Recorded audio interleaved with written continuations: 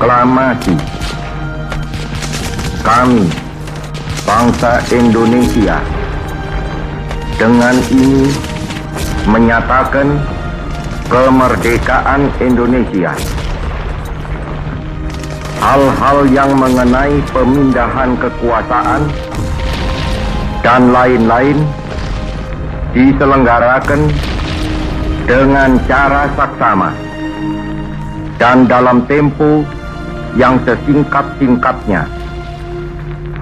Jakarta, 17 Agustus 1945, atas nama bangsa Indonesia, Soekarno-Hatta.